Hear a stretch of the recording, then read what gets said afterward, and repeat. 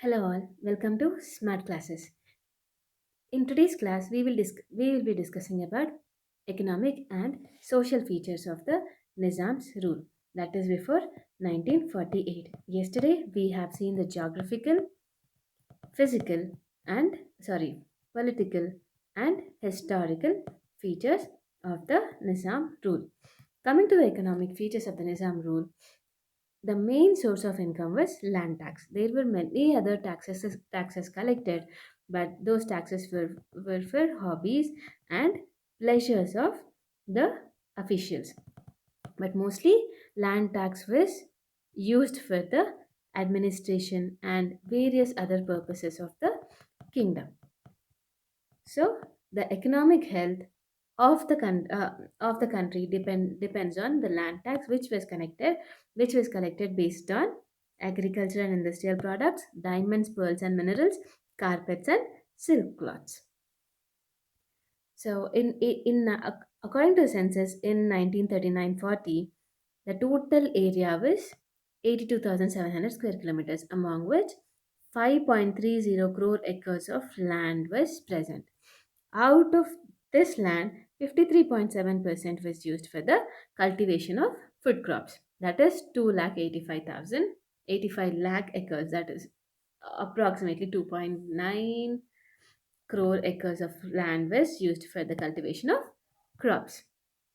And then comes to the division of land.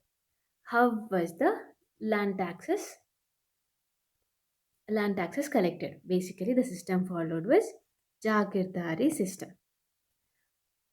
In this Jagirdari system, the land was allotted to the Jagirs in two different ways. One is Altanga, which is the gift given by the king to the officials or any other person. There are different kinds of Altanga, that is, you can call it Inam, which is given to the priest, and there are many kinds of Altangas, which we'll be discussing in the future slides. But this is the gift given by the king to an official or any other person he's impressed by, and this altanga is basically inherited. And then comes madadad mash. Madadad mash means livelihood. Basically, uh, madadad mash jagirs are nothing but there were large estates which are taken care by heads, and these heads were known as Madratmash, and the land given to them was in the form of many jagirs. Every estate has some number of jagirs depending on the area of the estate. These jagirs were both large and small. So this is one kind of Jagirdari system. King basically appointed the heads of the estates, and many Jagirs were under them. And then, according to the census, there were 6,848 Jagirs in Hyderabad state, covering 24,000 square miles. Population of this area was 31 lakhs 63,705 people. Biggest jackets of all was given to Salarja I, who was basically responsible for the reforms, as I already discussed in the yesterday's class. And then finally, coming to the Jagir. As I already told you, Jagirs are given in two different ways, and this is there are and again, and these Jagirs which are given in two different ways can be differentiated into five different types depending on the way the tax is collected from the Jagirs. So, and the first type is known as Surfekas. Surfekas is the system which was existing during Mughals, that is before 1724. Basically, the Mughal rulers assigned surfekas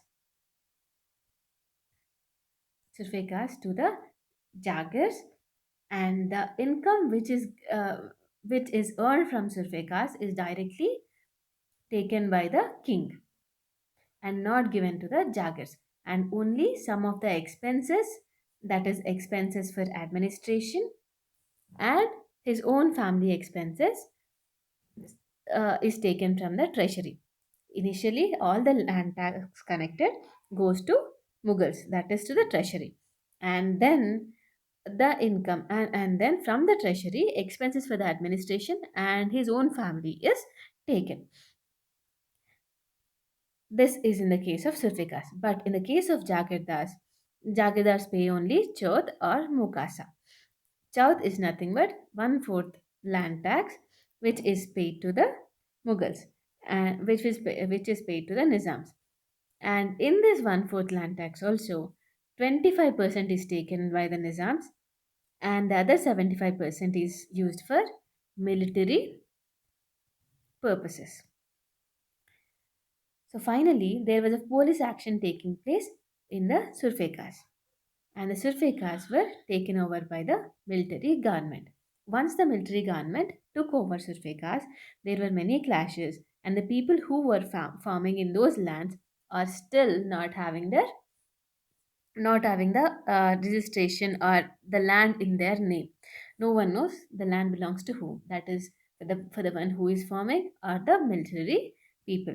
People were struggling to get the land in their names so that they can show or they can sell the land to some other people. And then comes the next kind of jagir, which is paiga jagirs. Paiga is nothing but permanent. These paiga jagirs are given to people who maintain their own military regiments. So basically, an area is given to a person, and this person maintains his own military and is responsible for the whole state. So this permanent jagir will take over the whole state. It's like he's ruling the whole state. He takes the taxes from the people, and he takes off his own military expenses and gives only some part to the king. Most of the land tax connected is used by the Jagir in this case. In 1881, there were 1007 Paiga villages. Mostly, these Paiga Jagirs are given to relatives and the heads of the state. Close relatives of the king are given the Paigas, and also the heads of the estates are also given the Paigas. And then the next comes the Jat Jagir. Jat Jagirs are basically given to the government officials, and these are permanent gifts. These are the personal gifts with permanent authority. If there are no successors, then the Jagirs are taken back by the king. And then the Jagirs which are taken back by the king are given back to the officials who are who are really good with the king and who are sincere and fulfill their duties very well. So if there are no successors, the jagirs are taken by the king and given to some other government officials who are responsible and sincere. And then comes the Tanka-e Mahalat Jagirs. These jagirs are given to the persons who helped Nizams during economic stress. When there were huge debts to the Nizams, there were people like merchants or the heads of the estates who were having a lot of money. So basically, these people helped Nizam to come out of the economic stress.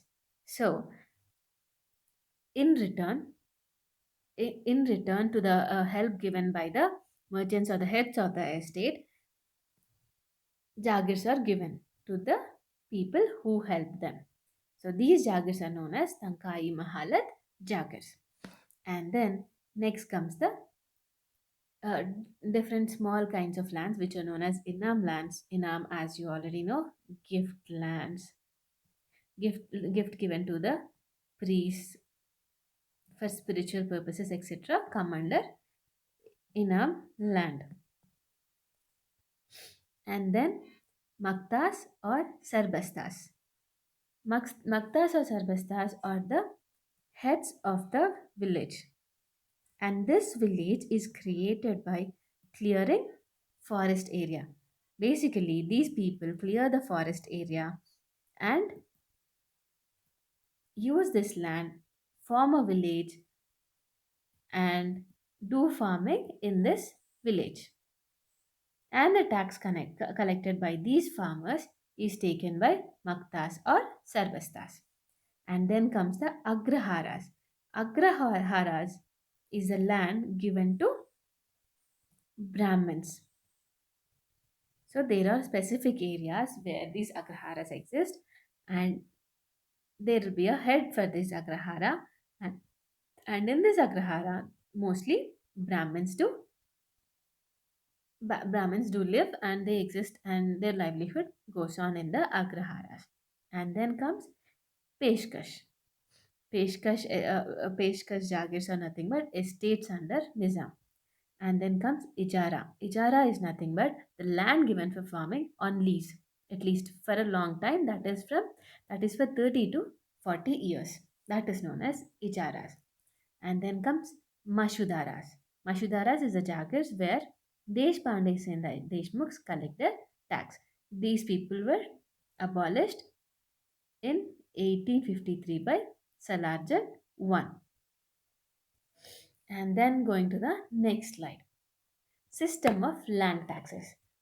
Till now, we have been studying about the economic features initially. Let's revise it. Economic features and then division of land, that is two types, Altanga, Madmash, and then number of Jagirs. Biggest Jagir was of Salarjung, who was responsible for the reforms, and then there are five types of Jagirs, among which Surfekas is one. All the income on the Jagirs went to the treasury, and from the treasury, expenses for the administration and the family is being taken. This Surfekas was basically introduced during the time of Mughals, and then Jagirdas. Jagirdas paid tax to the Mughals or Nizams, which is called as Chowth or Mukasa. From the Chowth, Nizam used to take 25%, and then 75% was used for military purposes. And then after police action, Surfeka's military government took over the Sulfekas. Military government took over the Sulfekas. And then the Paiga Jagirs. Paiga Jagirs is nothing but Paiga is, as I already told you, permanent. So this is given to the people who maintain their own military regiment. That is, certain area is given to their relatives. And this relative or a person is made head of the area. He has his own military in the boundary of the area, and at the same time, the tax which is collected in this area is taken by the Jagir. This tax is used for maintaining the army and his own family. And then comes the judge jagirs, which is given to the government officials.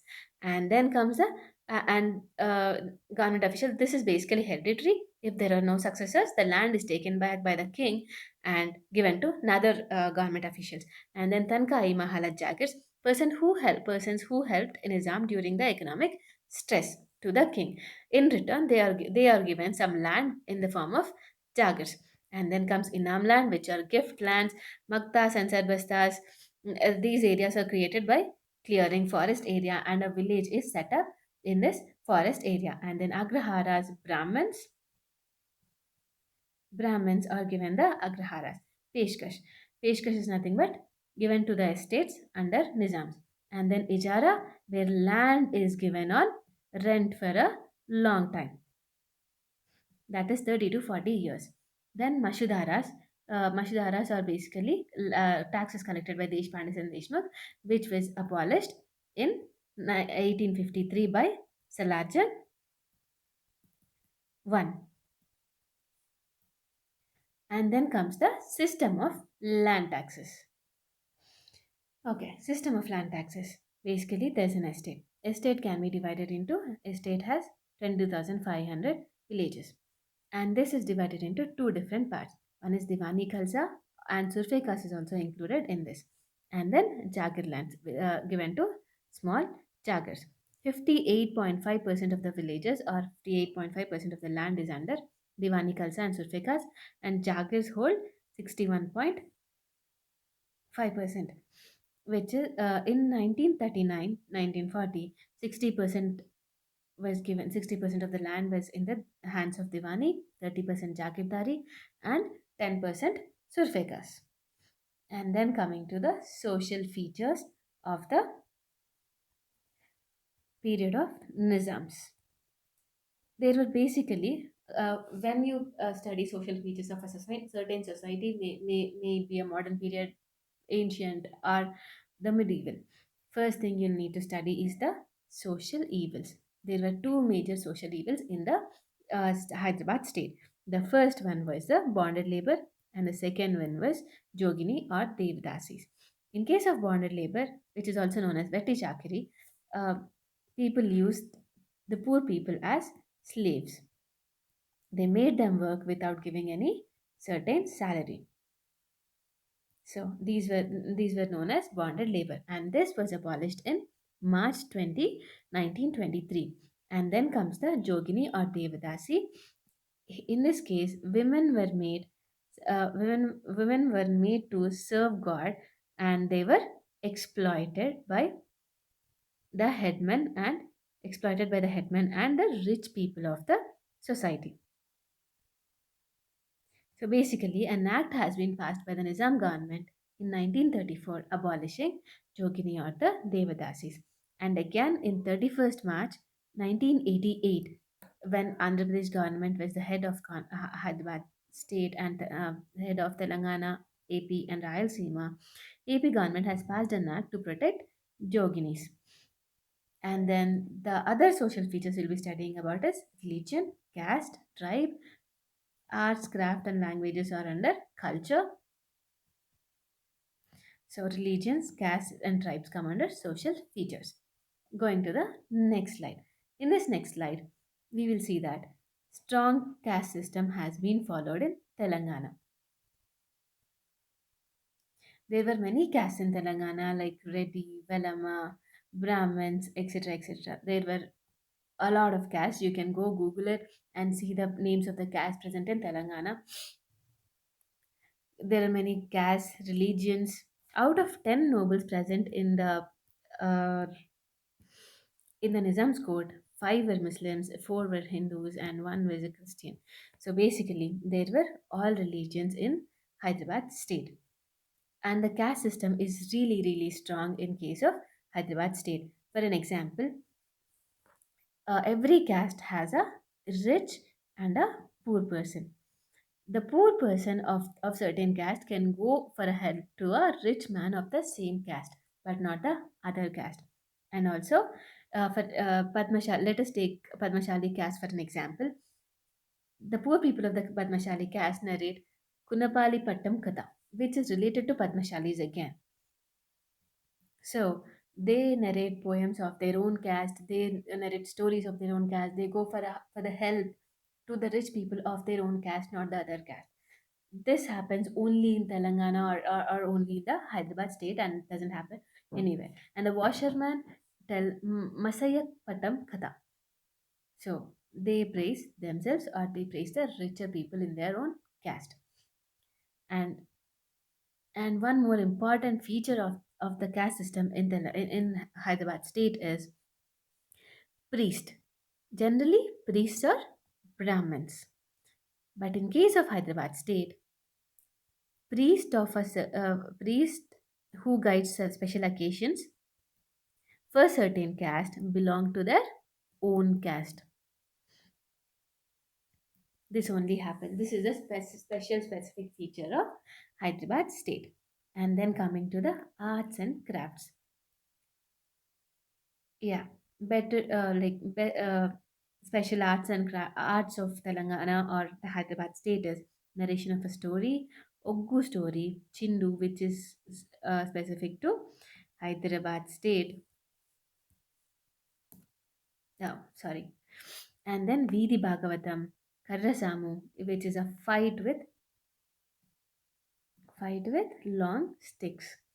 And then Buddha book. బూడబుక్కలలు we call them బూడబుక్కలలు, పగటి వేషగాళ్ళు, బుహురూపాస్, చెక్క బొమ్మలాట, పిట్టల దొర shows, Burrakatha, Kolatam. As you already know, Hyderabad state is very vibrant and gives lot of importance to arts. We call them Lalita Kalalu. And then comes the crafts.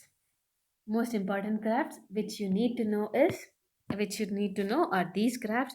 Among them, the first one is Nirmal Art. This is in Adilabad. This art basically is based on wood. Lot of carvings on wood.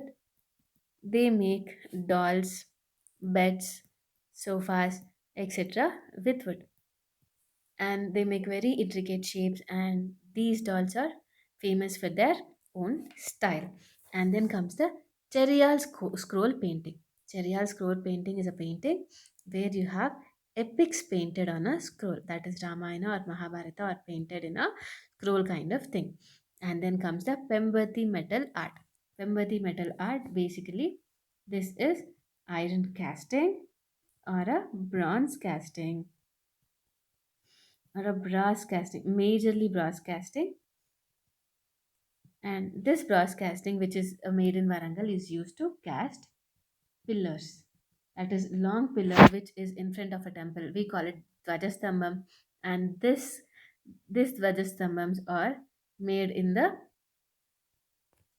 made in Pembati metal craft Varangal. And then comes carpets of Varangal, which are really famous. These carpets are made with fine silk and cotton and jute. They used with different kinds of materials, and the quality of these carpets is very good. They were a good source of import in those sorry export in those areas in those times. And then comes the bangles. As you all know, Chudi Bazaar of Hyderabad, which is really famous for near Charminar, which is really famous for bangles. And then comes Farni. Farni is nothing but people used to think that consuming gold and silver is healthy. So basically, Farni was the thin sheet of silver and gold which is coated on sweets. This Farni is available in Hyderabad near Charminar again. And then comes the metalworks. Metalworks are also famous in Telangana. And then comes the famous Hyderabadi food items. As you already know, when you say famous Hyderabadi food items, the first thing which comes to our brain is the biryani. And the second thing is, what do you call? Halim. And the third one is kurbani ka meeta. Kubani ka meeta. Kubani ka meeta. This is basically made with dried apricots. And then coming to the fabrics. As you all know, Pochampalli, which is basically ikat and terry works. And then comes the Gadwal saris, which is fine cotton and silk saris. And then Jardozi work, which is done with gold and silver threads. And then Siddipeta Golabama saris. Basically, these saris consist of women dancing on the saris, paintings of women dancing on the saris. And then Metpalli fabrics. And then going to the next slide, this is Filigiri.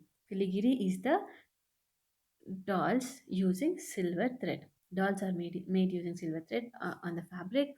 And then Bidri, iron ore melted, and different shapes are formed using the melted iron ore and casting. So melting and casting iron ores into different shape is famous in Bidri.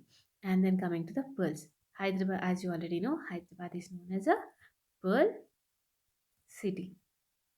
And the art of making hole in the pearl is done in Chandampet in Medak district. Coming to the final topic for today, which is the fairs of Telangana. As you already know, the first and the most famous fair of Telangana is Samakka Sarlama Jatara. For this, many people attend every year. This is basically done in Eturnagaram Wildlife Sanctuary, which is in the middle of Dandakaranya forest. This Sammaka Sarnama Jatara is also declared state festival from February 1st, 1996. This basically goes on in the village of Medaram, which is in the Mulugu district of Telangana. And then comes the Nagoba Jatara. This is done by the Gonds at Keslapur village in Adilabad. This is basically done on a no moon day, that is Amavasya in Pushyamasam, which is the Telugu month known as Pushyamasam. Telugu month. Uh, as there are 12 months in English, there are 12 months in Telugu also. It starts with Chaitra and goes on. Pushyamasam is one of the month in which Nagoba Jatara is being conducted. And then Edupayala Jatara. Edupayala Jatara is nothing but it is conducted at a place where Manjira River. Manjira River divides into 7 different streams. This happens in Nagasampalli in Medak. Basically, Jatara happens, that is, fair happens in this place on Mahashivaratri. And then Kondagattu Anjanna Jatara. This happens in a place where there's a temple of Hanuman with two faces. One is Narsimha Swami temple, Narsimha Swami's face, and Narsimha Swami face is nothing but lion as incarnation of Lord Vishnu, and one of the faces, Anjaneya's face. It is believed that if you stay in the temple and take the Diksha for 40 days, uh, childless couples will get a child. I don't know how far it is true, but people believe that and people do go there and do the Diksha. This is basically situated in Mutyampet village of Karimnagar. And then comes Pedda Gollagattu Jatara. This Jatara is basically done by the Yadavas and this takes place for 4 days and once in 2 years. Lingamantula Swami is the god present in this place. Palasevalaya Hillock in Turajpalli of Nalgonda. And then Kumaravelli Jatara. This fair is basically in the temple of Mallikarjuna Swami, Cheryal Mandal in Varangal. Basically, people say that there is a person called Kumaramma, and the god has come and settled there because of the prayers of Kumaramma. And then comes the Ramapura Jatara, which takes place in Mahashivratri in the temple of Mahalingeshwar Swami in Palampet, Varangal district. The main event of this temple, this affair is the marriage of Shiva and Parvati. And then comes the Kotavatancha Jatara. This basically takes place in the Lakshmi Narasimha temple in Kotavancha, Varangal. A Brahmotsavam takes place every year in February. And then Velala Jatara, it takes place on Shivratri in Velala, Chennur district, Chennur mandal of and then Bejjanki Jatara. This takes place in Lakshmi Narasimha temple, Bejjanki, Karimnagar. The important fact about this temple is it is situated on a single stone, and the temple is situated on a single stone, and the stone is of 200 feet height. It basically covers 17 acres of land. Brahmotsavas take place every year for 9 days. And then comes the Mannamkonda Jatara. This Mannamkonda is a place where is a hill where Venkateshwar Swami is situated. This is in Mahabubnagar district, and this temple is also known as poor people's Tirupati. People who cannot afford to go to Tirupati come to Manyamkonda. And every year in Maga and Palguna months, this fair takes place. And then smaller jatras which or fairs which take place or Kurumurti Jatara which takes place after Diwali for 19 days in Kartika Masam. And then coming to Anantagiri Fair. Anantagiri Fair is situated in the Anantagiri hills of Vikarabad, and the main deity here is Ananta Padmanabha Swami. And then Daru Jatara for Christians take place. This Jatara takes place in a place which is 17 kilometers from Vikarabad. And in next class, we will discuss the most important festivals of Telangana and important places in Telangana constructed by whom, when, whom, and the importance of the place. So, we will look at these things in the next class. Thank you so much for listening. Signing off, Smart Classes. And again, thank you all.